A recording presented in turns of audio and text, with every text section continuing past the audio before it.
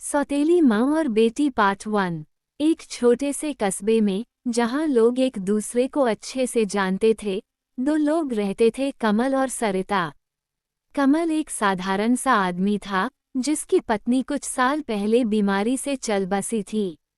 उसके पास उसकी 12 साल की बेटी रिया थी, जिसके लिए वह अपनी जान देता था। पढ़ा लिखा नहीं था कमल, बस एक छोटी सी दुकान चलाता था, जिससे 2 वक्त की रोटी चल जाए। दूसरी तरफ सरिता थी, जिसके पति की मौत एक हादसे में हो गई थी। उसके पास उसका 10 साल का बेटा मोहन था। सरिता भी अनपढ़ थी, लेकिन अपने बेटे को पालने के लिए मेहनत मजदूरी करती थी। दोनों की जिंदगी में एक खालीपन था, जो उनके साथी के चले जाने से आया था।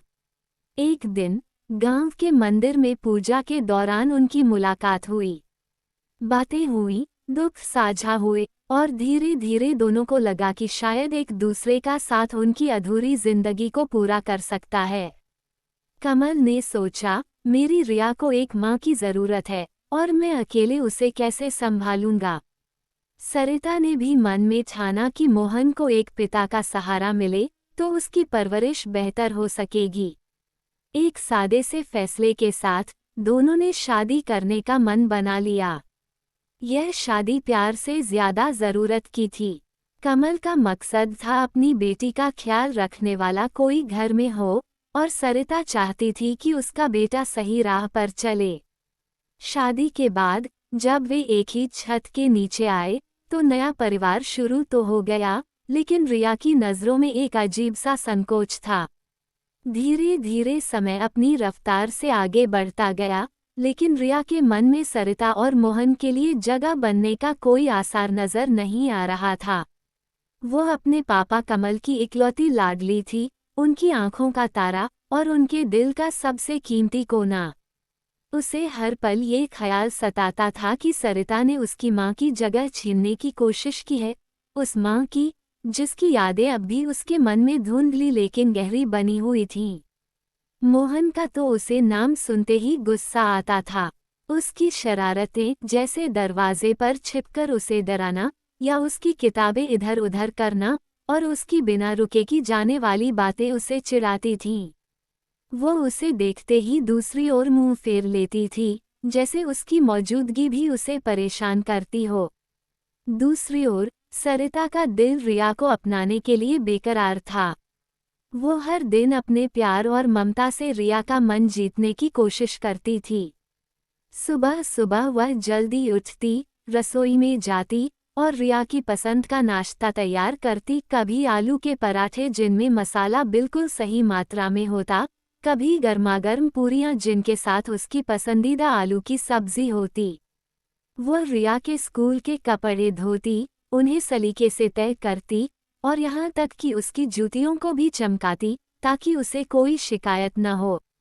रात को जब रिया अपने कमरे में सोने जाती, सरिता चुपके से उसके पास आती, उसकी रजाई ठीक करती, और धीमी आवाज में कोई पुरानी लोरी गुनगुनाने की कोशिश करती, पर रिया हर बार या तो करवट बदल लेती या साफ कह देती, मुझे नींद आ रही है, आप जाइए। सरिता का दिल टूटता, पर वह चुपचाप मुस्कुराकर वापस चली जाती।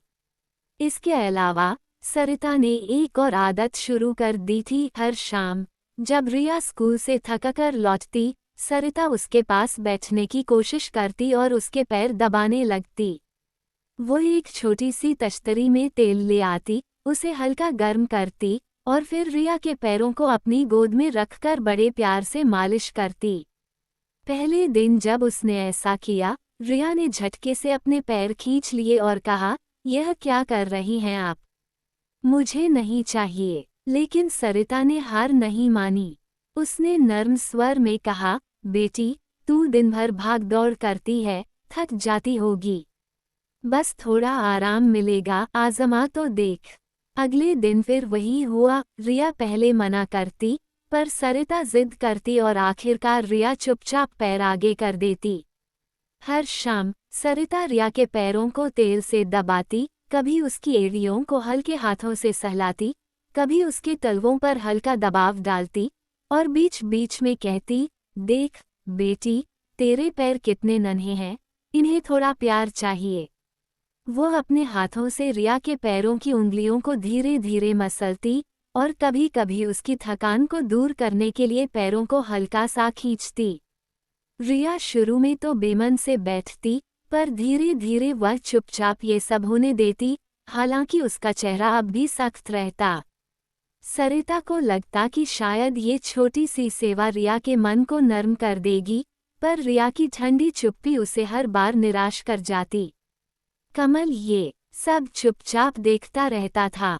वो अपनी छोटी सी दुकान से शाम को लौटता, आंगन में सरिता को रिया के पैर दबाते देखता और मन ही मन सोचता, सरिता सच में इसे अपनी बेटी मानती है, पर रिया को ये सब क्यों नहीं दिखता।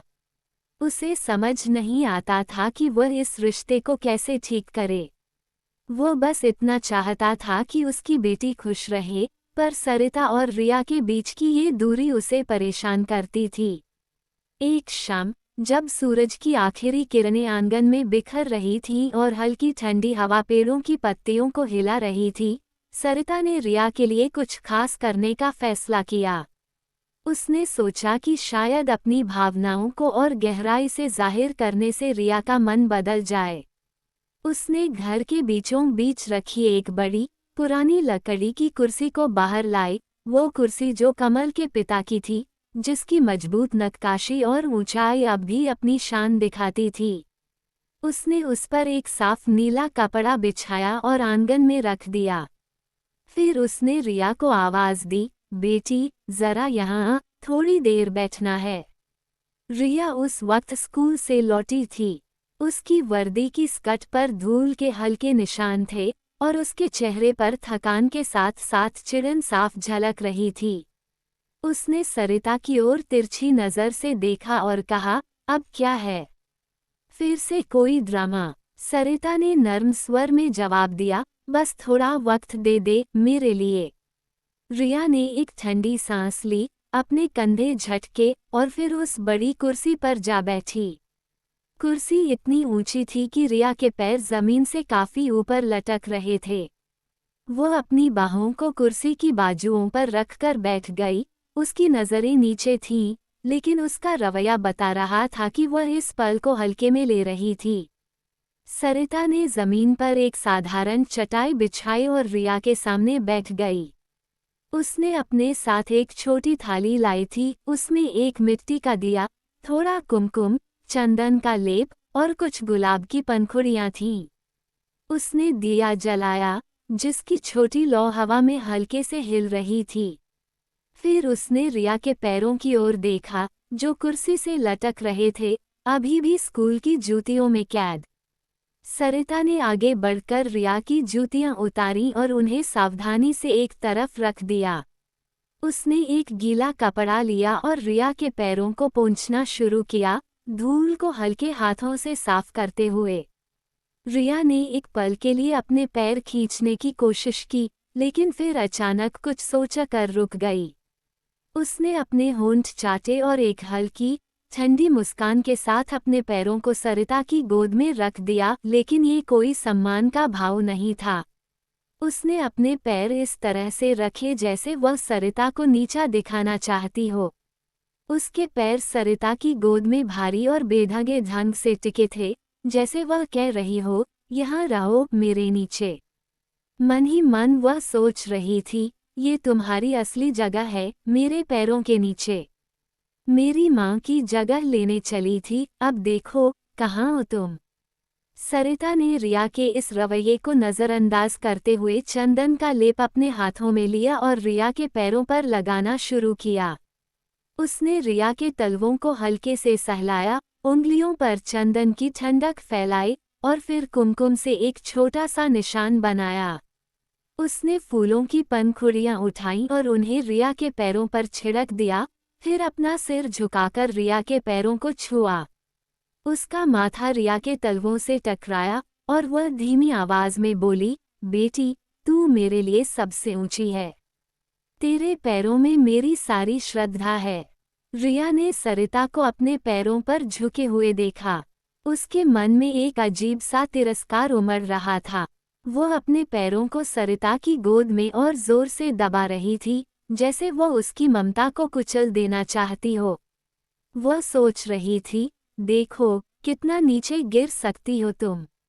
मेरे पैरों पर सिर रखकर क्या मिलेगा? ये तुम्हारी हद है। उसकी आंखों में एक चमक थी, नफरत और गर्व का मिश्रण। वो अपने पैरों को हल्के से हिलाती, जैसे सरिता को और असहज करना चाहती हो। सरिता ने फिर रिया के पैरों को दबाना शुरू किया। वह पहले तलवों पर हल्का दबाव डालती, फिर उंगलियों को धीरे धीरे मसलती। उसने रिया के पैरों को अपनी गोद में संभाला और प्यार से सहलाते हुए कहा, बेटी, तेरे पैर दिन भर थक गए होंगे। थोड़ा आराम मिलेगा। लेकिन रिया के मन में अब ममता के लिए कोई जगह नहीं थी। वो हर बार जब सरिता का सिर उसके पैरों को छूता, सोचती, ये तुम्हारी असली जगह है, मेरे नीचे, मेरे पैरों पर। उसका चेहरा सख्त था और उसकी मुस्कान में एक ठंडक थी जो सरिता की समझ से परे थी। इसके बाद कमरे में मोहन की आहट हुई। वह धीमे कदमों से अंदर आया, शायद अपनी मां को कुछ कहने के लिए, पर जैसे ही उसकी नज़र रिया और सरिता पर पड़ी, वह ठिठक गया। उसने देखा कि रिया के पैर सरिता की गोद में बेढंगे और असम्मानजनक ढंग से रखे हुए थे।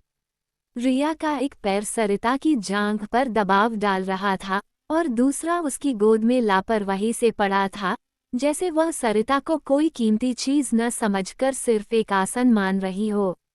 मोहन का चेहरा सख्त हो गया।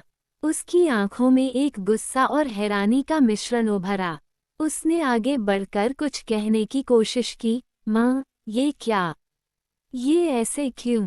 लेकिन सरिता ने उसे बीच में ही रोक दिया। उसने अपनी हथेली उठाकर मोहन को चुप रहने का इशारा किया और नर्म लेकिन दृढ़ स्वर में कहा, मोहन, चुप रहो। ये ठीक है। रिया हमारी बड़ी है और हमें इसका सम्मान करना चाहिए। मोहन ने अपनी माँ की ओर देखा, उसकी भौहें सिकुड़ गईं और उसका मुंह खुलने को हुआ, पर सरिता ने अपनी आंखों से उसे शांत रहने का आदेश दिया। फिर उसने मोहन को पास बुलाया और कहा, बेटा, यहाँ अपनी दीदी के पैरों से आशीर्वाद ले। उनके पैर छू और सिर झुका। मोहन ने एक पल के लिए विरोध करने की कोशिश की, उसकी मुट्ठियां भींच गईं, लेकिन सरिता की आवाज में जो ममता और अधिकार था, उसने उसे मजबूर कर दिया। वह धीरे धीरे रिया के सामने आया और जमीन पर घुटनों के बल बैठ गया। सरिता ने इस बीच अपने हाथों से रिया के पैरों को अपनी गोद से हल्के से उठाया। उसने रिया की ओर देखकर कहा, बेटी, अब अपने दोनों पैर मोहन के सिर पर रख दे और इसे बुद्धि का आशीर्वाद दे। रिया की आंखों में अचानक एक चमक उभरी। उसका चेहरा सख्त था, लेकिन होठों पर एक हल्की, ठंडी मुस्कान खेल रही थी। वह मन ही मन सोच रही थी, अच्छा हुआ, मोहन को भी उसकी असली जगह दिखाने का मौका मिलेगा। ये दोनों मेरे नीचे ही रहने लायक हैं। रिया ने अपने पैरों को सरिता की गोद से हटाया और बिना किसी हिचक के उन्हें मोहन के सिर पर रख दिया। उसने अपने पैर इस तरह से रखे कि उसका एक तलवा मोहन के माथे पर दब रहा था और दूसरा उसके सिर के ऊपरी हिस्से को छू रहा था। मोहन का सिर नीचे झुका हुआ था और रिया के पैरों का वजन उसे और नीचे दबा रहा था। रिया ने अपने हाथ कुर्सी की बाजुओं पर टिकाए रखे और ऊंचे स्वर में कहा, मोहन, तुझे बुद्धि का आशीर्वाद देती हूँ, ताकि तू समझ सके कि तेरी जगह कहाँ है। उसकी आवाज में एक ठंडक और गर्व था और वह अपने पैरों को मोहन के सिर पर हल्के से दबाती रही, जैसे उसे यह एहसास दिलाना चाहती हो कि वह उससे कितना ऊपर है। मोहन के चेहरे पर एक असहज भाव था। उसके हाथ जमीन पर टिके हुए थे और उसका सिर रिया के पैरों के नीचे दबा हुआ था। वो कुछ कहना चाहता था, पर सरिता की मौजूदगी और उसकी चुप्पी ने उसे खामोश रखा। सरिता ने ये सब देखा और उसके मन में एक उम्मीद जगी कि शायद ये रस्म उनके परिवार को एक कर देगी। उसने मोहन के कंधे पर हाथ रखकर कहा, बेटा, उठ जा अब। अपनी दीदी का आशीर्वाद मिल गया। फिर उसने रिया की ओर देखा और कहा, बेटी, तूने इसे आशीर्वाद दिया, अब ये हमेशा तेरे साथ रहेगा। रिया ने अपने पैर मोहन के सिर से हटाए और कुर्सी से उठ खड़ी हुई। उसकी आंखों में एक विजयी चमक थी। वो मन ही मन सोच रही थी, ये दोनों मेरे नीचे हैं, सरिता भी, मोहन भी। यही इनकी असली जगह है। वो बिना कुछ कहे अपने कमरे की ओर चली गई। उसके कदमों में एक अहंकार और ठंडक थी। मोहन उठा और अपनी माँ की ओर देखा। उसकी आंखों में सवाल थे, पर वह चुप रहा। सरिता को लग रहा था कि उसने रिया का सम्मान बढ़ाया है, पर उसे क्या पता था कि रिया के मन में जो भाव जाग रहे थे, वे प्यार या सम्मान के नहीं, बल्कि तिरस्कार और श्रेष्ठता के थे। जैसे ही रिया अपने कमरे की ओर बढ़ी, उसके कदमों में एक अजीब सा आत्मविश्वास था। वह आंगन से निकलकर अपनी छोटी सी खाट पर बैठ गई और उसका दिमाग तेजी से सोचने लगा।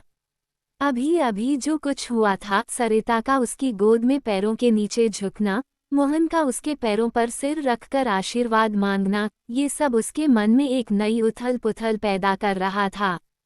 उसने अपनी उंगलियों को आपस में भिंचाया और मन ही मन सोचा, मैं गलत थी। मैं अब तक इनसे नफरत करती रही, इनसे दूर भागती रही, पर शायद ये सही नहीं था। मुझे इनसे अपनी सेवा करवानी चाहिए, जैसे अभी हुआ। हाँ, यही ठीक है। उसके मन में एक तस्वीर उभरी, सरिता और मोहन, दोनों उसके सामने झुके हुए, उसके पैरों के नीचे, उसकी हर बात मानते हुए। वह सोचने लगी, मैंने आज इन दोनों को अपनी जगह दिखाई। सरिता को मेरे पैरों पर झुकना पड़ा, मोहन को मेरे पैरों के नीचे सिर रखना पड़ा। ये दोनों मेरे लिए बने हैं, मुझे इनसे डरने या इनसे दूर रहने की ज़रूरत नहीं, बल्कि इन्हें मेरी सेवा करनी चाहिए। मैंने आज जो किया, वही सही था। उसकी आंखों में एक चमक थी, जो अब तक की नफरत से अलग थी, यह अब श्रेष्ठता और नियंत्रण की चमक थी। रिया ने अपने होठों पर एक हल्की मुस्कान आने दी। वह सोच रही थी, मैं अब तक गलत सोचती थी कि ये मेरी माँ की जगह ले रहे हैं। नहीं, ये मेरे नीचे हैं, मेरे लिए काम करने के लिए हैं। सरिता हर दिन मेरे पैर दबाती है, मेरे लिए खाना बनाती है, यह उसका काम होना चाहिए। और मोहन, उसे भी मेरी बात माननी चाहिए, मेरे आगे झुकना चाहिए। मैंने आज जो किया, उसे हर दिन करना चाहिए। उसका मन अब पूरी तरह बदल चुका था। पहले जहां वह सरिता और मोहन से दूर रहना चाहती थी, अब वह उन्हें अपने पास रखना चाहती थी, लेकिन एक सेवक की तरह, अपनी मर्जी से उन्हें हुक्म देने के लिए। वह अपनी खाट पर पीछे टेक लगाकर बैठ गई और अपने पैरों को सामने फैलाया। उसने कल्पना की कि सरिता अभी भी उसके सामने जमीन पर बैठी है, उसके पैर दबा रही है, और मोहन उसके लिए पानी का गिलास ले आ रहा है। हाँ, उसने मन में कहा, मैं गलत थी। मुझे इन्हें दूर नहीं करना चाहिए था, इन्हें मेरे लिए सेवा करनी चाहिए। आज मैंने इनकी असली जगह दिखाई और अब से यही होगा। उसका चेहरा सख्त था, लेकिन उसकी आंखों में एक नया इरादा जाग चुका था।